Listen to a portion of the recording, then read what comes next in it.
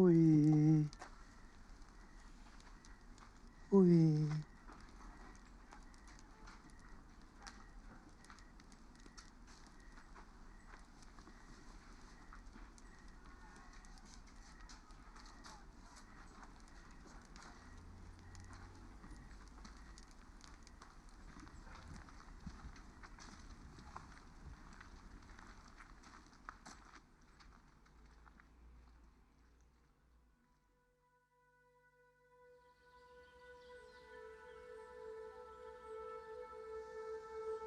Please wait.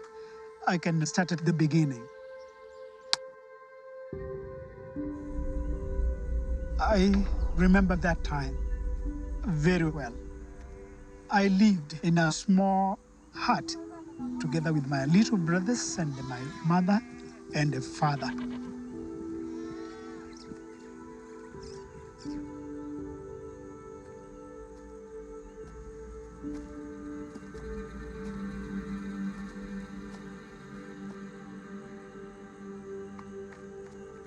My father had no job, and he used to come home every day totally drunk.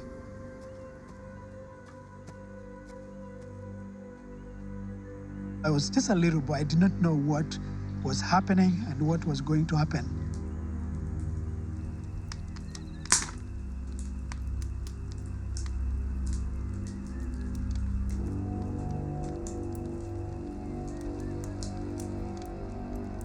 He was so cruel to my mother. She screamed for help, and nobody was coming. That was my life when I was a young boy.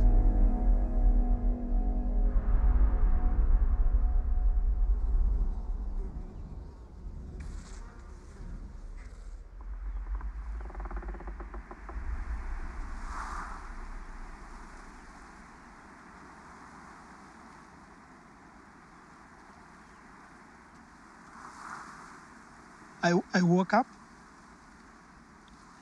and there was nobody. Everybody had gone. I looked everywhere, but I saw nothing. And I realized that I was completely alone, abandoned, a child without parent. You can't imagine it. Me, I was that child.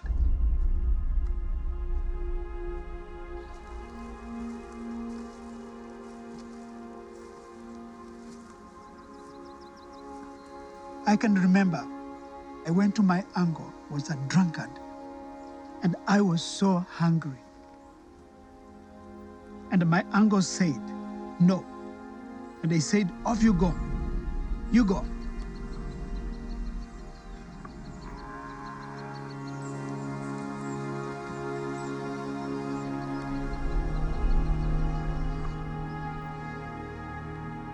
Then I started walking around the village, begging for food, pleading with people to help me.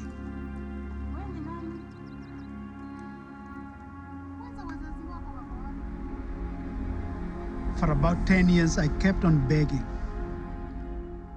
I became a beggar, even sometimes stealing things that were not mine to survive. And I became hard. I became full of hatred. I became a street boy. And then I started asking myself why I was really born, why I was living. I hated my life.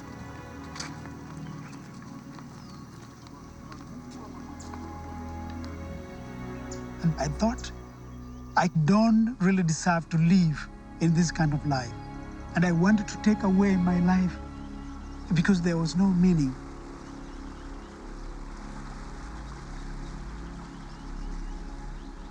But a young man came, he saw me in a desperate situation. He invited me to prayer and the fellowship. And there was a preacher who was speaking about forgiveness of our sin. I thought, why should I trust this man? The preacher prayed. He said, work hard, and by faith, there is nothing impossible before God.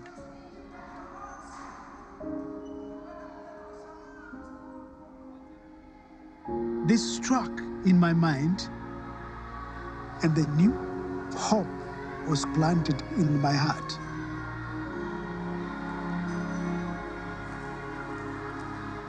The next morning, I walked going to the city of Nairobi to get a new life. I had no money, not even a single cent in my pocket.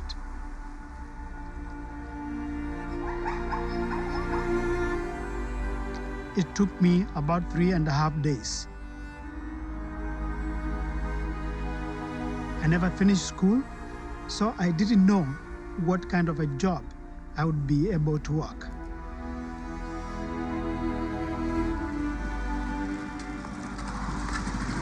I landed to Nairobi, where there are people with money, those who have power, those who have jobs. But nobody was ready to help me. And then I was just looking at everybody, and they look at me and then said, what are you doing here? You need to go and look for a job. You cannot beg. I cannot give you money.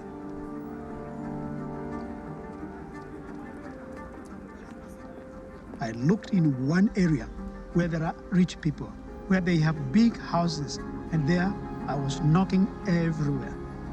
And I happened to find a gate somewhere in Nairobi. And again, here I am going to a place where I was not invited. But I'm knocking the door, and I knocked.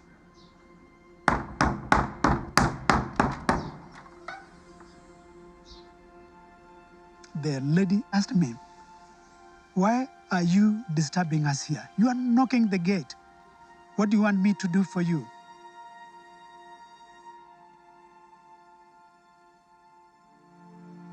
When she said, come in, I was so happy to hear that.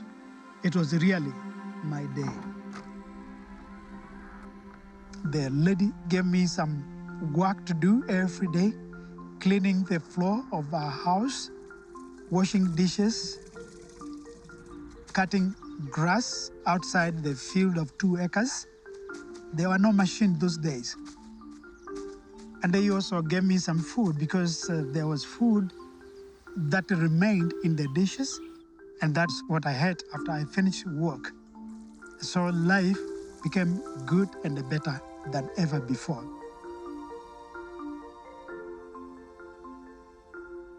And so after 6 months, this Indian woman, she spoke to her husband, who was the CEO of a very big farming company. And I was promoted to manager, dealing with over 800 workers. And I bought a very nice shirt, and I was able to save some money.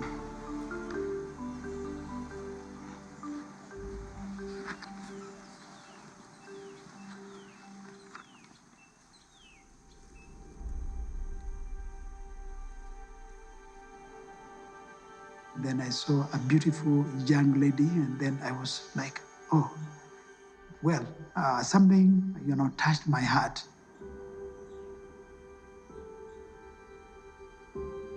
And I've never talked about it. I was afraid about women. I had no confidence of myself being able to be loved.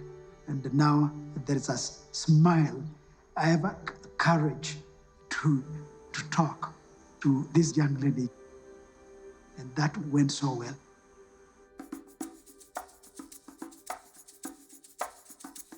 And after some time, voila, you got me. I have 8 brothers and sisters. Our first one is called Miriam. Then we have Jenny. You know, she's more of the tough one, you know. Then from Jenny, we have Grace. Grace is a smart one. And from Grace, we have Dondo. Dondo is more of Mama's baby. From Dondo, we have Kaleli. Kaleli is, he's a big brother. Then we have Mweni. Mweni is the one who listens to everybody. She has a listening ear. Then we have my younger brother, Dixon. More of the politician, I would say. Then we have me, the geek. Actually, we are a full football team, I think. I was so happy. I have a family, I have a car, I had a dream. I want to do business, make money and make money. And I came to understand there is a great need of matatu, which is taxis.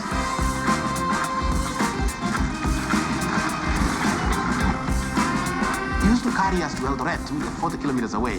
The first vehicle really on that route. And he used to charge only 2 shillings and 40 cents, 50 cents, which is really, today it's a journey of about 300 shillings. And he was very popular, you know, and people used to wait for his Matatu Pujet 404 pickup. And many people liked him. They liked his vehicle. He had music also in his vehicle. He had some cassettes, CDs. He used to play music for me. And also he used to sing for me. He was singing the Jim Leaves. Jim Leaves, and Kita Davis. Dolly Parton, Kenny Rogers, Don Williams. And there's so many rock and roll, you know, so many good music. And then everybody liked to go with my car.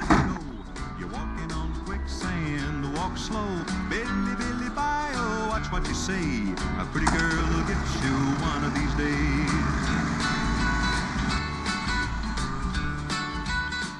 And then everybody, they knew me. Mully Ways. Mully Ways. Mully Ways was my trademark. Mully Ways. You know, he was so proud of it.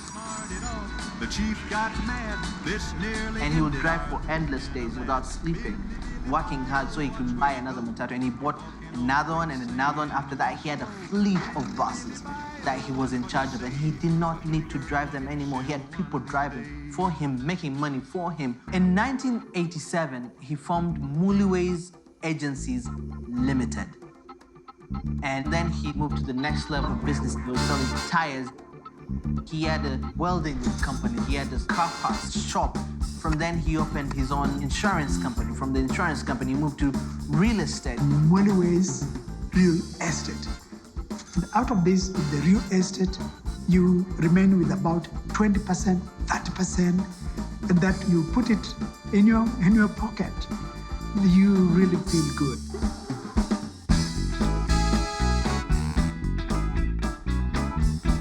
So with the money I could buy anything, I bought my own Mercedes-Benz from Germany. At that time, that is in the mid-80s, he was a millionaire. And he was among the very few to build a permanent house, a fast stone house in Eldoret. I felt great. We had a big living room. I had my own bedroom, and it was awesome. I will be the coolest kid in the hood because we have a TV, right? We have a carpet in the house so we can play and it's not cold on the floor. And just simple things like that.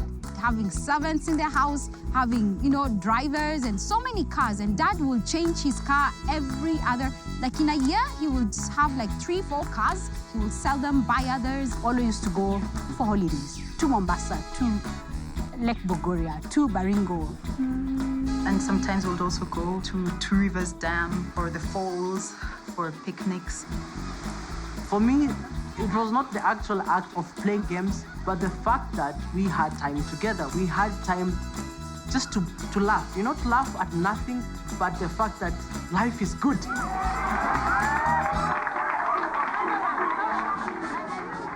But it was becoming more and more. And the more I did, then the more I also got profit, and there is no end. The more you get, then the more you want to have more. That is the nature of people. We lived a life of riches because we were on top of the class. We had parties and dinners all the time. And we had so many guests, so many visitors that used to come.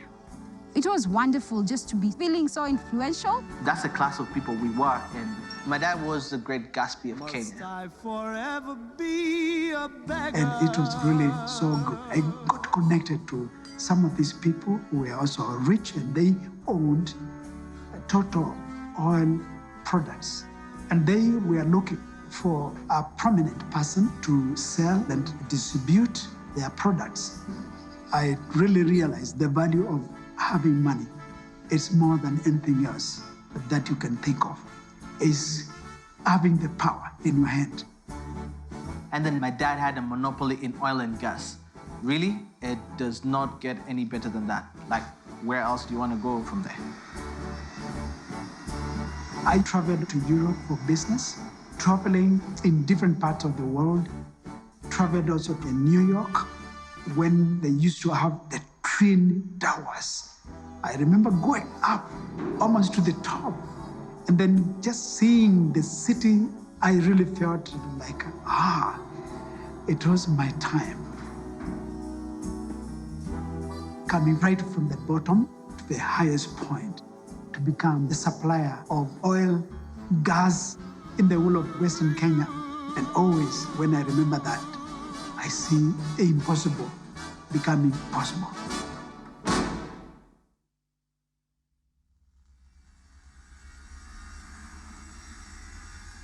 So things were really coming up so well.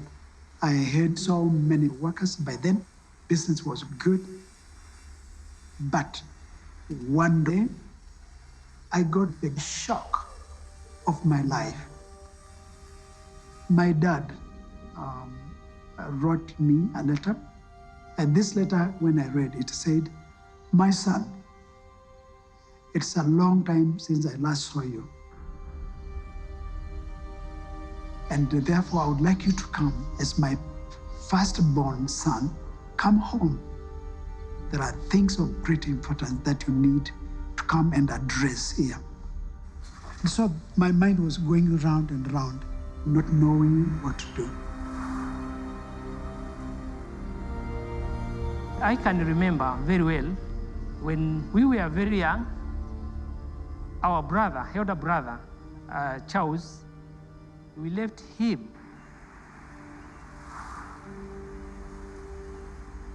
We were forced to go to look for a piece of land.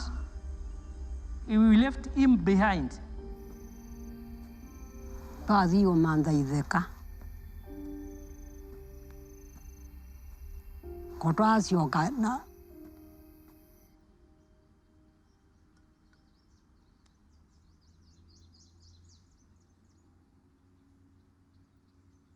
Konda doi enja na yo. Konda yo na dina. Undu mama watu iwe ninja. Kangundo indi tautia te kamande ideka. Yu itwe makuweni. Undu na udire na amwiba ndunda.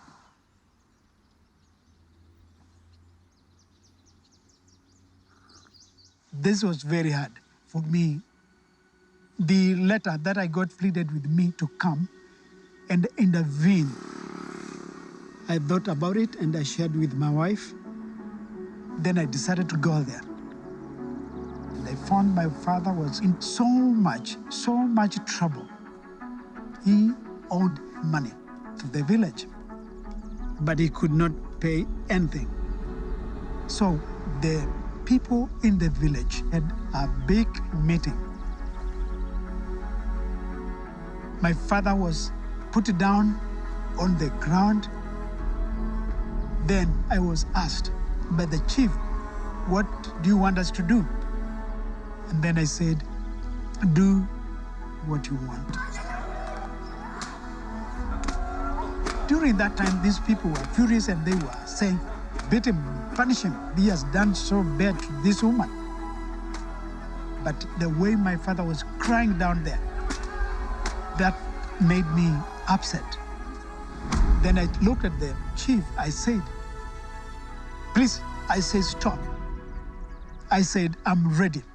I am ready to pay what they needed so that my father could be saved."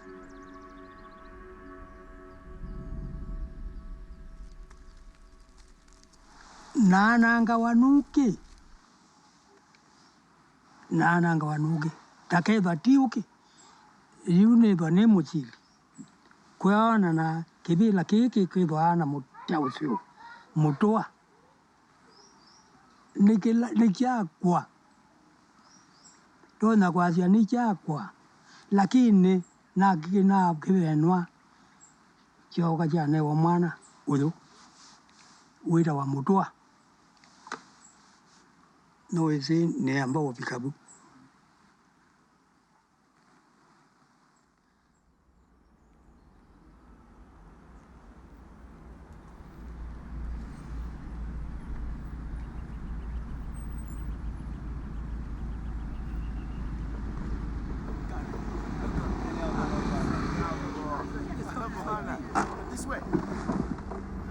mzee, zile pesa mzee. Zile pesa mzee. Zile pesa na dai zile pesa mzee. Zile pesa mzee. Kwa nini umefanya? This is how we used to survive on the street. In some instances, we'll help people to park their car. We'll guide them as they are parking, and in exchange, they have to give us money. Mimi sina pesa. Mimi sina pesa. Sasa mnanisumbua nyinyi. Nini mnataka? I can't count the number of times I've stabbed other boys and women when we want to steal from them and they are resisting.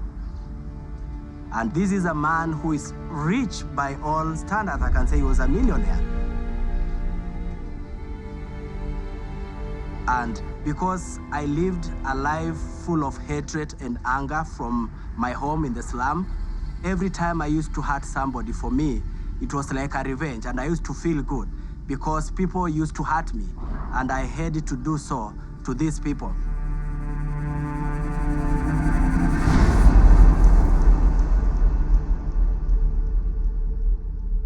And when he comes out, his car is gone.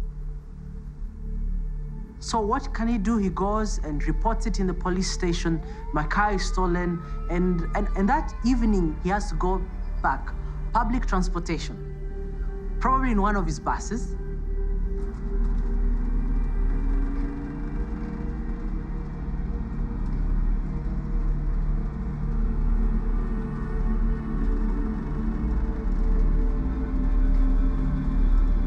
Going by bus, all the thought was about the boys. Why didn't I give these young people money? I am not feeling well. I became sick. I saw faces of me inside them. I saw myself. I was really disturbed. But something was building in my heart.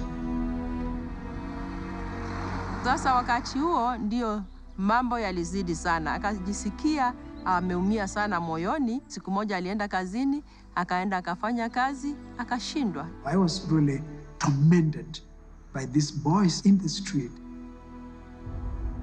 And I could not work anymore. And then I told my secretary, I told her that I was going home. I drove from my office and kept on driving and driving. I did not know where I was going. I found myself far away. And there, I stopped my car and then started crying in the car. I cried, questioning God, why have you done this to me? With all the wealth that I had, why is it that God wanted me to take me back again to the poverty? 4 hours in the car, I struggled with God.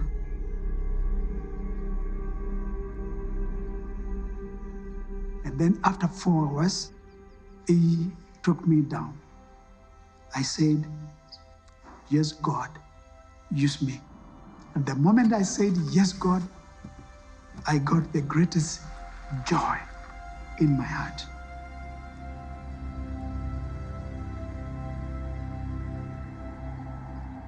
I remember him coming home, and then he comes in and he sits down, and I noticed something is different about him.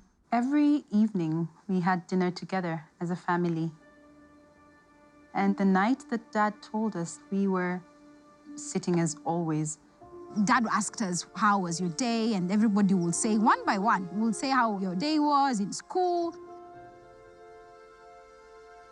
And then finally, Dad says, I have been thinking and praying about something for so long, and I'm wondering, so is it another holiday? This is exciting. The words that followed just completely shocked me. I will never, ever do business again. I told them, I will never, ever work for money.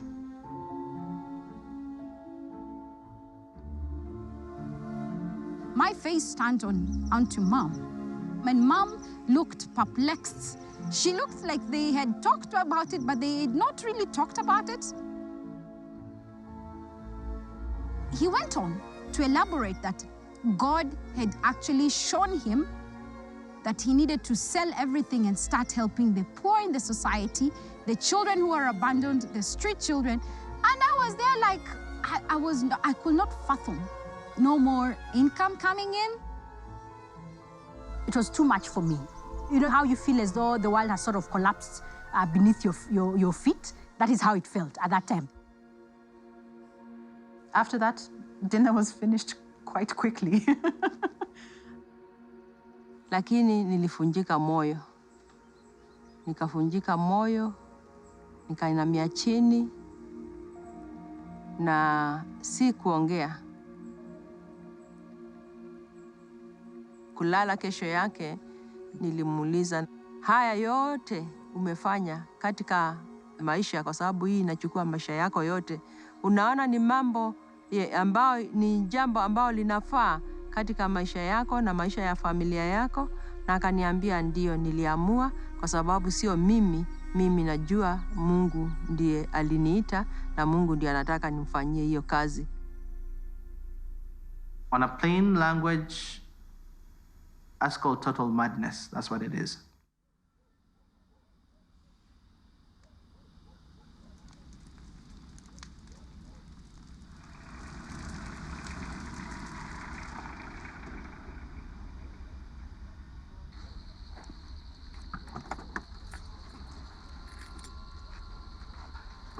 In the street, you're not sure whether you're gonna wake up the next morning.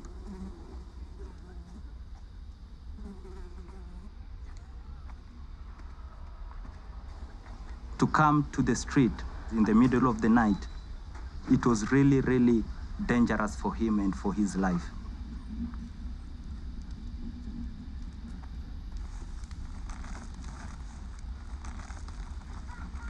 By then, we had already smoked marijuana, I had taken some heroin, and we were carrying knives, and we were sniffing gasoline. So any slight mistake, then that could have been the end of his life.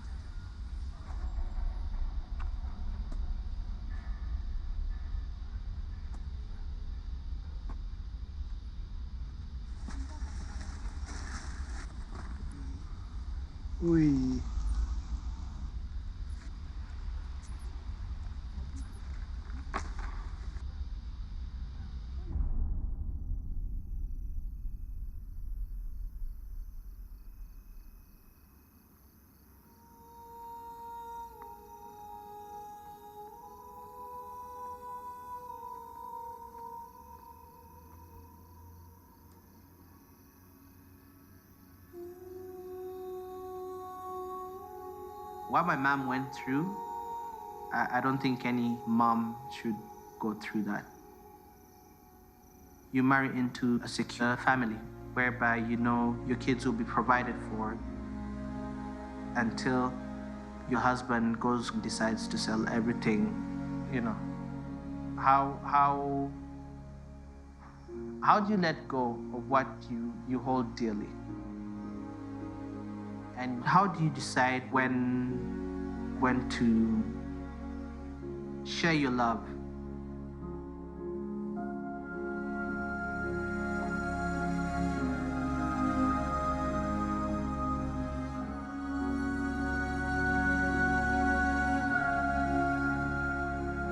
That must have been hard for her to do that. Somewhere in the back of her head, she must have gone, well, what am I gonna do when the money runs out? But she did it anyways.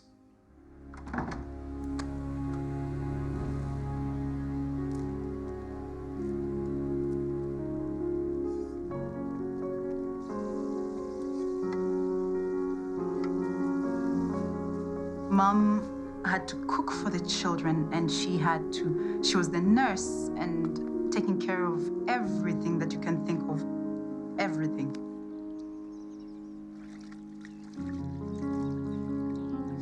I was the one who was taking care for the children.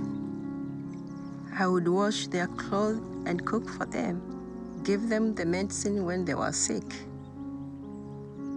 It is very hard work, but I didn't get tired because I loved the family. Yeah, and I loved my husband.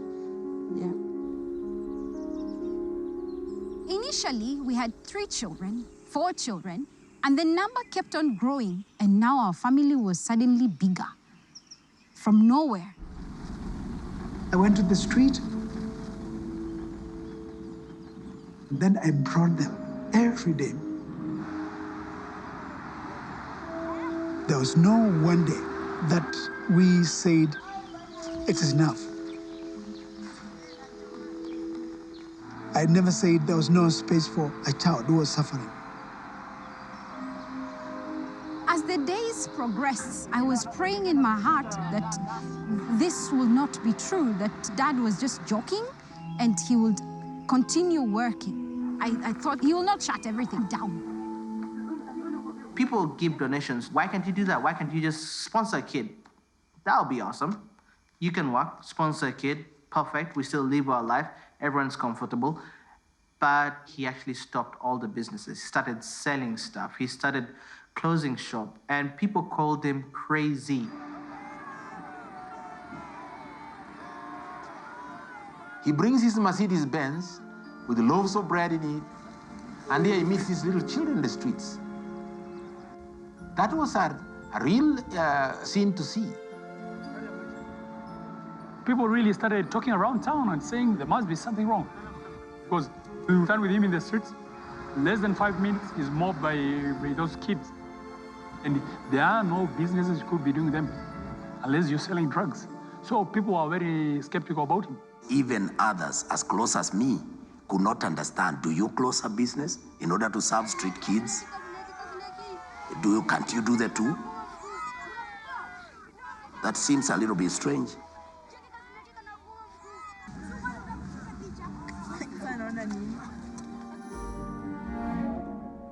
He didn't tell us that he was bringing the children in our house to share with us. I think that was really, really rude of him. They smelled so bad. They had lies on them, tattered clothes and no shoes. They broke the toilet. How that happened, I do not know. I don't know whether, I think they were just stepping on the toilet and they broke it. I despised them because Mom suddenly was taking time to go and bath them. They were given one of the rooms in our house.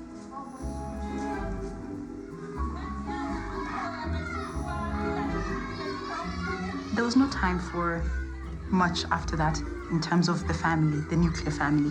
There was no privacy anymore. I couldn't understand why, and I kept blaming those children again. And theirs was just to laugh and just have fun in our house.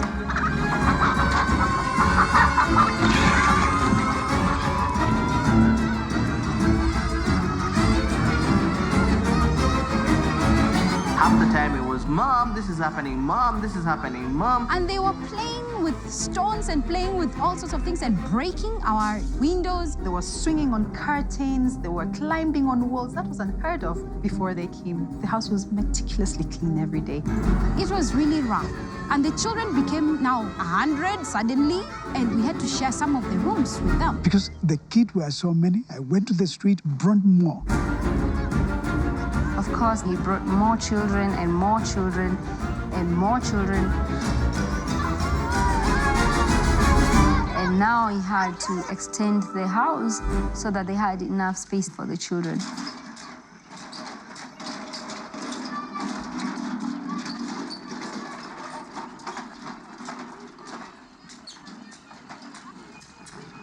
The children in the evening after classes, they usually have double row of making concrete from the stones. We'll have to teach them how to do some work, manual work, be able to understand the real importance of working. The compound was small. The garden had to be thrown out. Our playground had to be removed. Our swings had to be removed. The lawn had to be removed.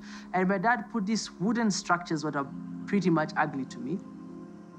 And everything had to be cemented just so that he will set up a school for the kids.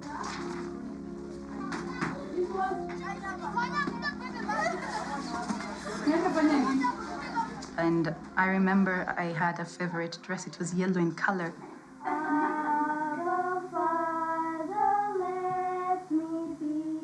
And I needed to give out my favorite dress, along with other things, clothes and shoes and toys. And it wasn't really working well, you know. It was like us against the kids. They were rough, they would fight between themselves, they want to fight with us. It was not good. I don't remember one day that my own children were happy at all.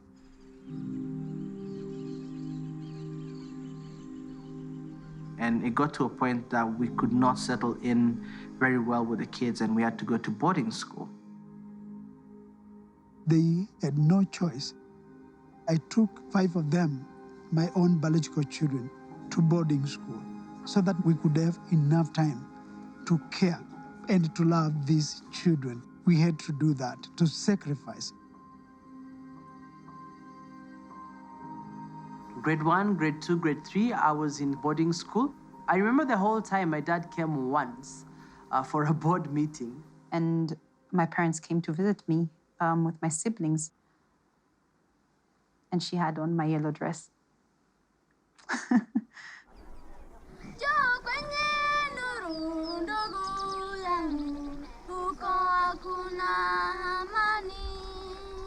I felt like he had kicked us out. He had abandoned us so he could spend time with these other kids who did not even belong to him. I felt angry. I really felt angry because I was wondering, who are these children anyway? Why can't their parents give them the things that they're taking from me?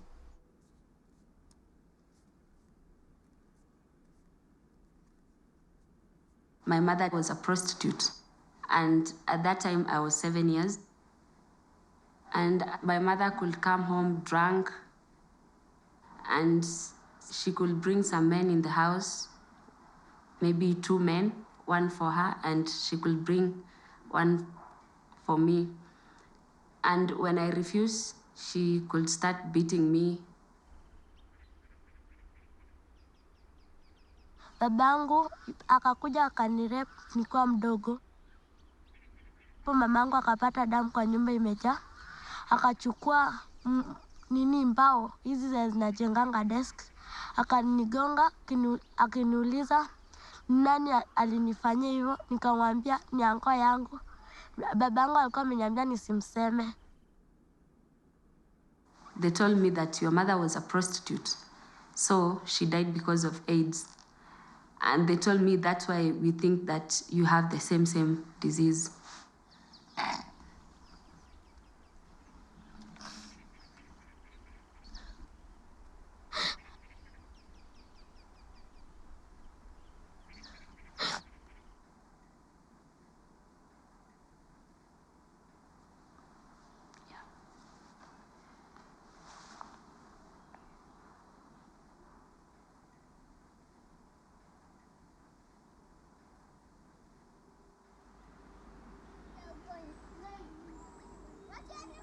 They brought me to Eldoret, where the other kids were.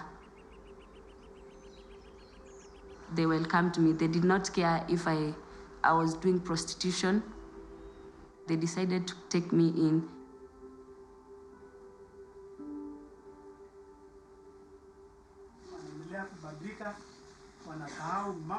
I was amazed to see all the kids. There were so many kids calling dad, their dad. So I was wondering which kind of the family is this. First time I met Charles, one of the first things that stood out was just his smile. He was just welcoming. And he would look at you straight in the eye and only say, "Hoi."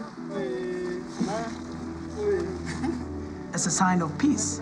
And you see that he's come to bring good. And then he took us to his home. He came and welcomed me, he smiled, big smile. It was so broad, it was so warm. And you see that he was a father looking down. And he said, "Welcome, this is your family now. These are all your brothers and sisters." It was a moment that I cannot explain. I've never lived in a nice house, given nice food. I've never met my biological dad, and here is a man saying that he was going to take care of us.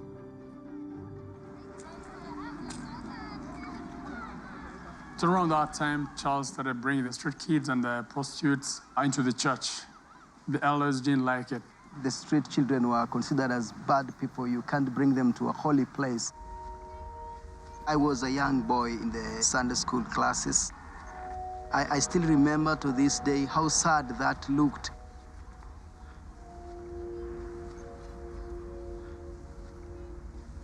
And one of the elders asked them to go out because those are bad people and we are good people.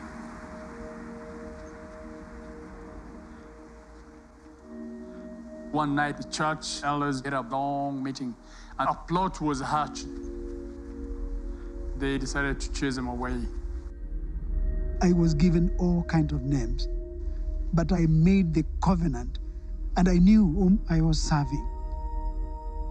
I said, I would even rather die than to stop.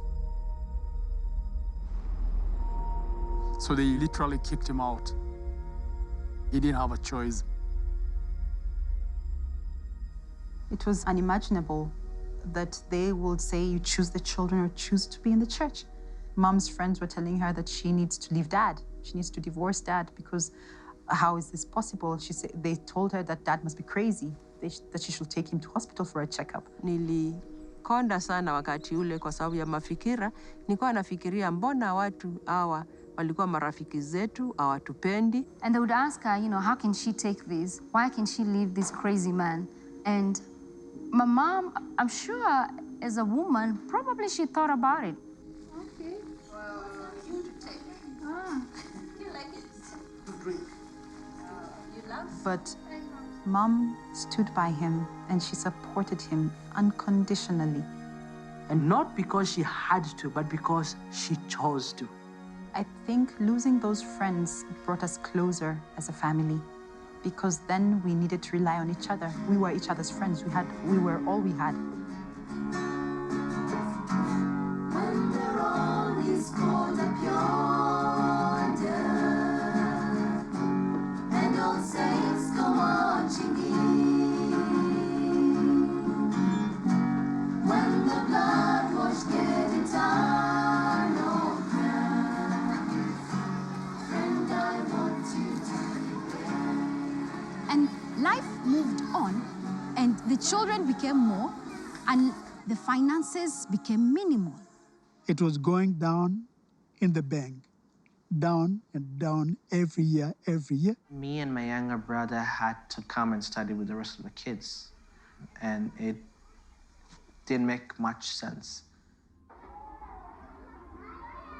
My wife came one evening and said, "My dear, our stores are running out of food." And then I said, "Why are you asking me about where we are going to get food? Don't you remember that I said, you ask God, pray. Na nikaanza kulia nikiuliza sasa hawa watoto nitawapea nini? Nitawafanyia nini? Watoto wengi wamejaa hapa na sasa nitafanya nini? It was no point of return. I thought, what are we going to do now?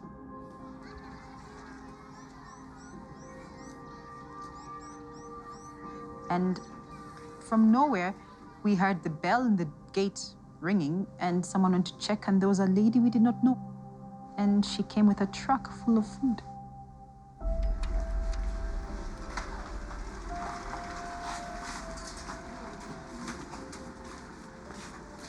I was speechless. But this lady said, here, this is for you. A donation for the first time. Akatuletea chakula, akatuletea pesa, alikuwa na shilingi 5,000 kwa bahasha. Na hiyo chakula ikatubeba kwa muda mrefu sana.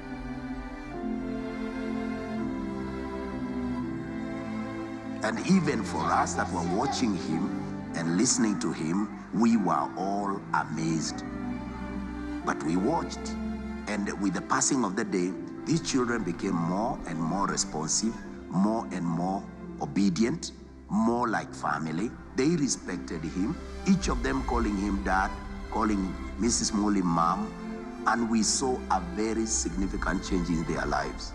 And he began to train those kids to be responsible. For example, teaching metalwork and woodwork, tailoring, both adult and children's clothes, and even gardening to bring up some vegetables right on the compound. That's why I think now I can say Mulli children, not just home, but family. And in family, you teach everything. It got to a point where there was no more room for more kids in the compound. Everyone was brushing shoulders with each other. Sasa wakati ule tukafikiria, ni wapi tunaweza lete watoto, ama ni wapi tunaweza jengea watoto. Tukakumbuka tuko na mali yetu hapa Ndalani, tuje hapa Katraseka, nyumba ya retirement. And so kids got in a bus, and boom, the move started. Mulli Children's Family. We started our journey, we drove all the way via Nairobi, Thika, and then to Ndalani. And this is moving from a very big house on Eldoret to a place that is made of earth and soil and iron sheet roofing, and there's nothing. There was no water, there was no electricity. We used to use kerosene lamps back then. Yes. But makeshift buildings were put in place, the children came in, and we started living there. At that time, in 1995, the place was very hot. It was 105, 110 at times in a year, and it was very difficult to work the land. But it will say that this place will be full of fruits, it will be full of vegetables, and I would ask, what? It's so dry. He would tell us about these things, and sometimes we don't understand it, and sometimes we think he's crazy, because he was dreaming about us having a dormitory well built with stones, and at that time we were staying in a tin shed. And I felt really a lot of pressure. You have all these children, they want to eat. Others are crying, and others, they need to be taken to hospital. In some of the cases, HIV. And they started complaining. They said, no, Dad, we don't want to stay here. There are no people here. We are in the desert, you know, and they wanted to run away. So some children left Ndalani to go sniff glue in the streets. Cocaine, heroin, glue, alcohol, bang, name it. You know, the kid's the kid, forever in the world. And when we see the children going back to the street, we are not happy because we know we lose them and they are going back and maybe they are going to die there because in the street there's no love. There's no people who love them.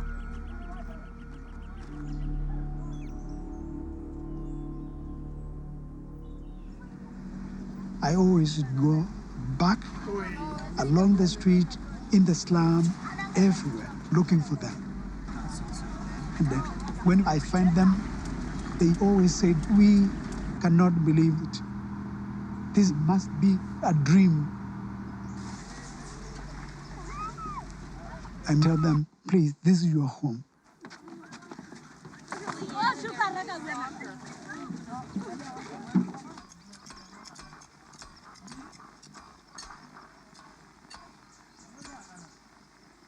We built that place by hand, step by step, brick by brick.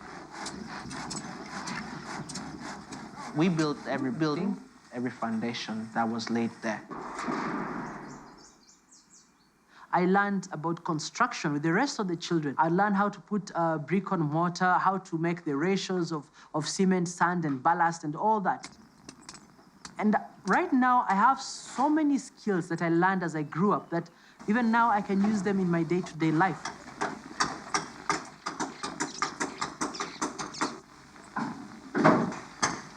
And we continue to do that, training the boys how to build, not only building houses, but bridge. The bridge back here, we have started over the last 2 weeks now. And in order to beat the time, we do not know exactly when the rain will come. We do not know.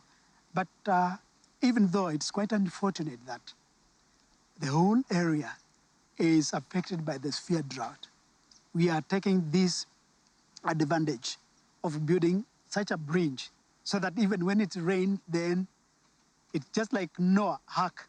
You build and people ask you, why are you building this one? But the reality is that one day the rain will come.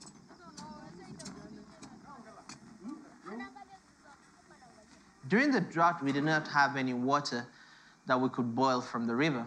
So he had to drive 4 hours every day to Nairobi to get water so that the kids here could have water to drink. It was a really hard time for this country as a whole. Hello. Wow. They took water 4 days ago. That's when they had water last.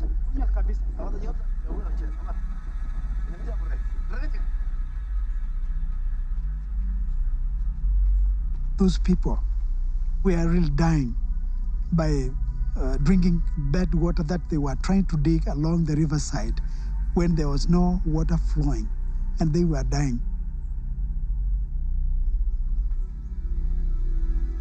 Tulikuwa tunachota maji ya mtoni, tunachemsha, watoto wanakunywa. Wakati tulikuwa hapa, watoto walianza kugonjeka, typhoid.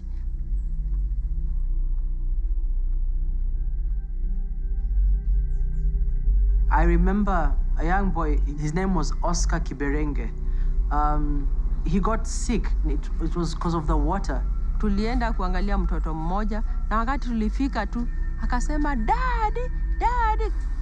Tukaomba Mungu muokoa maisha yake.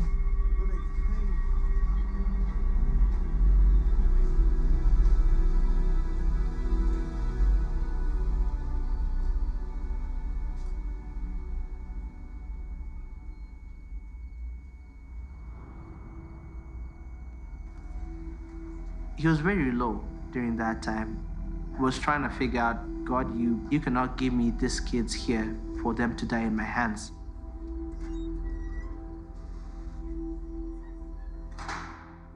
I remember Dad and Mom praying about it, and Dad crying, praying, saying he was begging for water.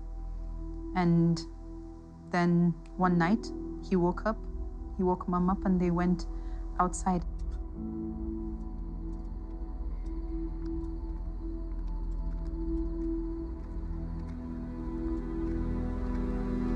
And they walked from the house where they were staying.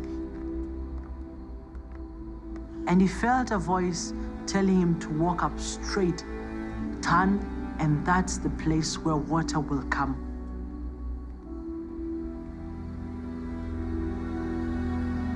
They prayed and they felt that this is the place where they needed to dig. He believed there is water there. And they prayed, and the work started the next day.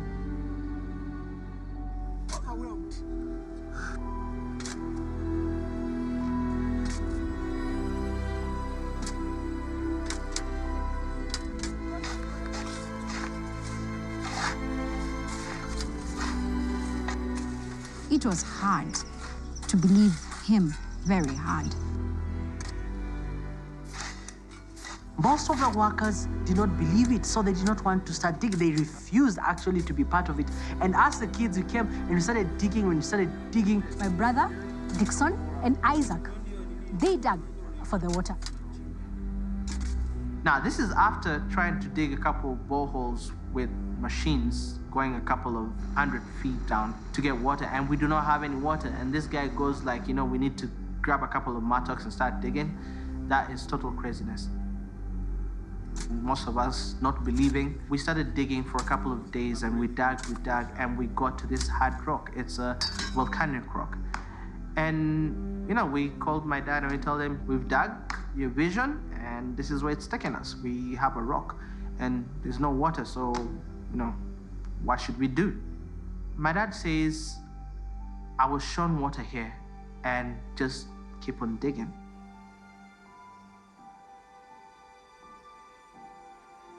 So during that time, it was the time for my younger brother's class to go and dig. So he got in there and he was digging.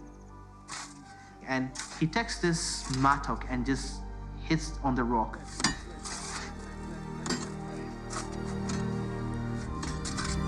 And all of a sudden, water got out. I remember my brother yelling like, hey, Dad, Mom, you know, we got water. And my dad's like, what? And there was water that just came out pouring from the ground. And there was a lot of commotion and everything because it was unheard of.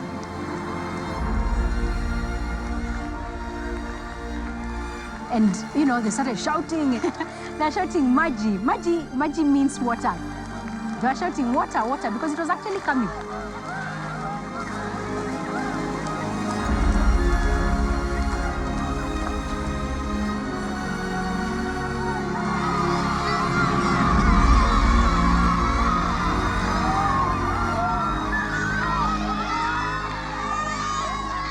When I finally got to understand that why he was doing it, I regained trust in my dad.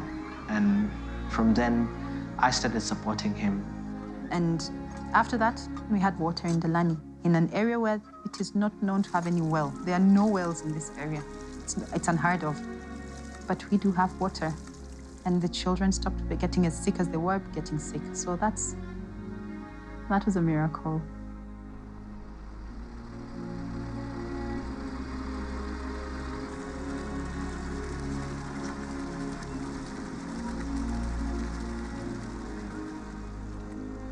A water purification system was set up, and from that there was a water tower that was constructed, and this was able to supply water not only to the children, but also we got water also for the use in the farm, and that's where it began. And over a period of time, the number of children grew all the way to more than a couple of hundreds to 1,000, and the need to feed the children was very high. And Dad was thinking on how to be self-sustaining, and that's where the farming part really took a different turn. The idea of us being able to be self-reliant was a very paramount aspect of how my father was viewing the entire project. You know, people in Africa, in Kenya, they owe even the government, they depend on donation from the Western world. And then I always feel like, what can we do as Africans to change that attitude? My father noticed that and started to think through how he could do something differently to be able to complement the donations that we were having. Because I used to beg, you know, A beggar has got no choice. That's something I hated. And for that reason, I said I will never beg. And then I kept on thinking, how can we build a project that would be self-sustaining? As we began, we said with the 1 hectare outdoor with oxen, now to 500 acres using a tractor. And right now, as we're seated here, we're looking at crops that are growing so well. Production is so many times the conventional outdoor production. We're able to sell excess that we produce from here in the European market so that we can have some income to sustain Mully children's family. Then in 2003, we got to design a hydroponic system, which is a greenhouse covering about 600,000 square feet. So the water will collect as rainwater on top of the greenhouses, and it's conveyed through a piping system into reservoirs. That water will be used to carry out fish farming. This is a new venture. We are trying to put up some fishes here. On my right is 2,000, a small dam here. This is something that we want to do, train people how to fish, and train people how to eat and getting the fishes. So that's what I mean. Yeah, so you see, little fingers has really grown to big fish like this. After harvesting water from top of our greenhouses, which is almost 1 billion liters, then we use that water to irrigate the trees. And we are gathered here with one purpose, to plant trees in order to change our climate. We can do something with our own hands, and we don't have to wait for the government to tell us what to do, because this is our Kenya, this is our future. To plant trees so that we can attract water to these places. You can see it's very dry. We hope to come here over and over again until we turn this Yata zone into a forest. Since 2004, we've planted over 1.5 billion trees in this property alone. The water goes up and forms the clouds, and from forming the clouds, we have rainfall. With trees being planted annually, we have been able to create a microclimate, and therefore we have more regular rainfall.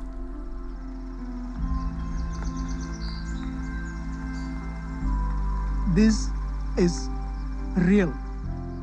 When I bought this piece of land, there was nothing. There was no trees, there was nothing, no water. And through planting trees and through water conservation, I've seen that really working. One big dream that I have is to transfer the knowledge to the young generation so that we change Africa, we change our country, Kenya.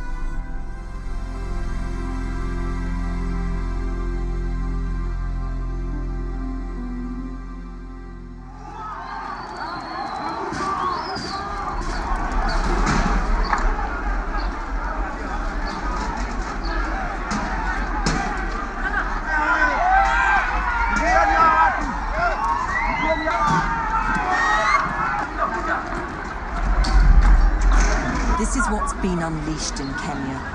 Ethnic warfare at its most basic and most brutal. A man being murdered because he belongs to a different tribe.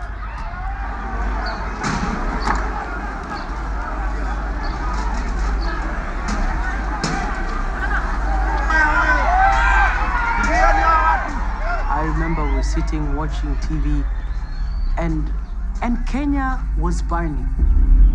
And we were sitting there, and I remember my dad called us, and he said, we can't let this happen. We have to do something.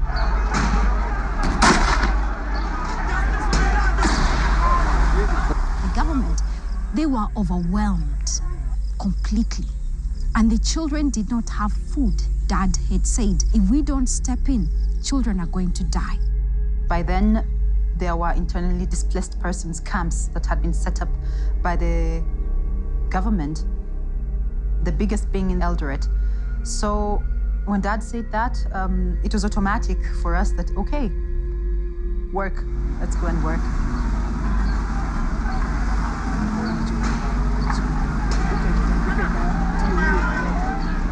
I remember very well that day in the bus. Buses had been burnt on the side of the road. There were dead bodies everywhere. We were also scared. What if we get killed ourselves?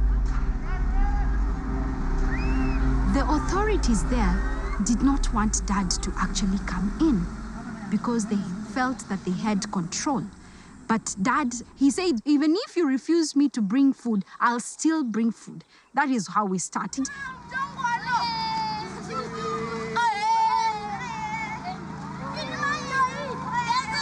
And the children would come out of their tents and follow the bus because they knew MCF brought them food.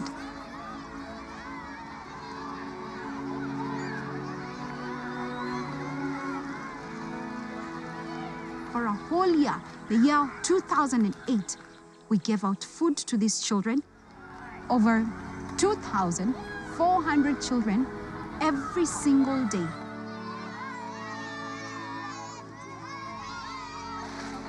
We ended up working with the Red Cross.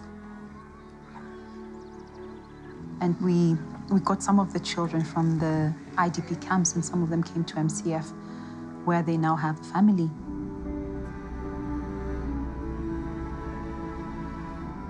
We are one family. We are one Kenya, regardless of their tribe that they come from. We take them. In Africa, we can only move forward only when we trust each other. Girls and boys, shall we clap for your own brothers, your own sisters? Shall we clap for them and welcome them?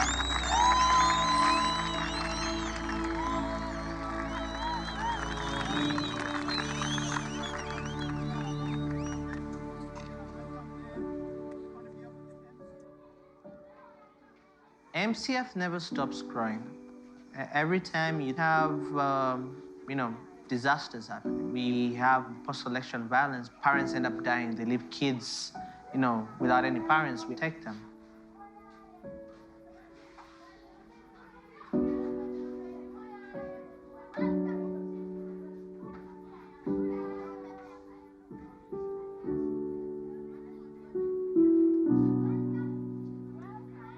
And I think that's part of what the world is today.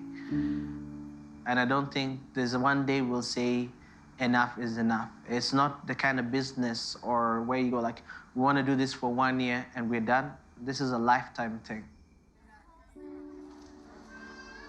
Dad, we thank God for you coming in this world. May your new age open your opportunities not only to us, but to the world at large. We love you, Dad, and we always cherish what you have made us to be. We are what we are because of you. Alafu hii cake tutaona vile ilivyo, alafu daddy. After high school, Dr. Charles Mulli took me to university. After graduating, I went back and did master in psychology. And now I'm working with an NGO based in Atlanta, Georgia, and Marietta. And I realized Dr. Charles Mulli's dream and prophecy is coming to pass. Currently, we are the defending champions of East, Central, and Southern Africa, and we'll be representing Kenya in the Olympics for martial arts by the end of this year. Out of 935 schools, Mulli Children's Family was #1 on national examination. They're becoming doctors, they're becoming teachers, they're becoming managers, they're bankers. It's amazing. Not counting the 84 who are currently in the Kenyan universities and colleges. To Daddy Mulli, I appreciate you so much. I'm now in Kabarak University, pursuing a bachelor degree in commerce. They have paid for my school fees. I'm so grateful for them because now I'm taking a Bachelor of Commerce, and I hope when I finish, I'll go back to my place and help my people and my community.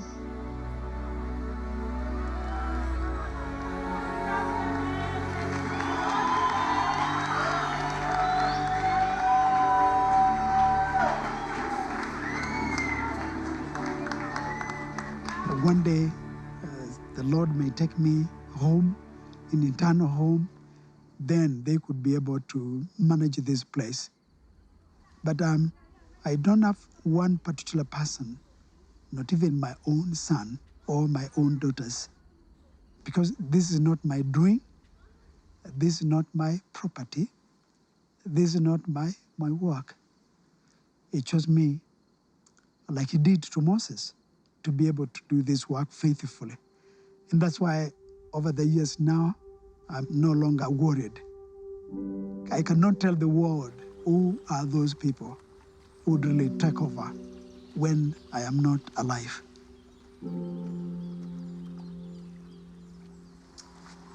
25 years from now, I know MCF will be a place where the people, they will come from all over the world to see what is going on. And I know the kids, those who went through in our program, I know there will be big people in the society and also in the Kenya, also in Africa, and maybe in the world. I know there's no limit in MCF. For you to be here, for you to be alive today, it's a miracle. For you to be the way you are, it is God's miracle. Let me tell you, I work 25 years, and I work because I know everything is possible. I'm telling you, let's remain focused in our studies and in everything that we do. Let us remain focused. Let us work hard so that we change the world.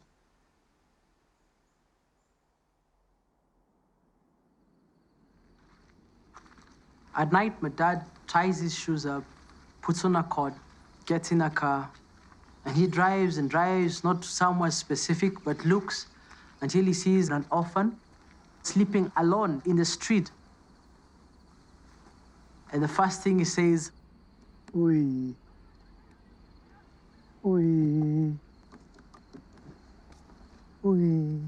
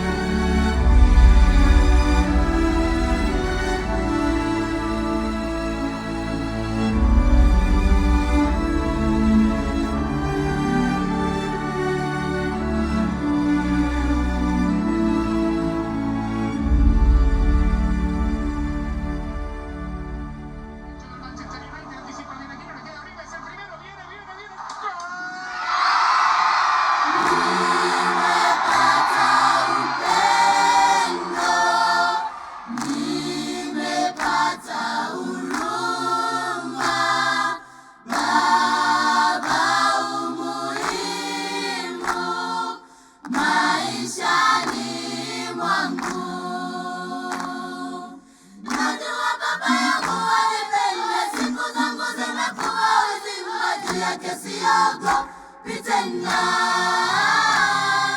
Najua baba yangu alipenda siku zangu zimekuwa uzima, juu yake siogopi tena.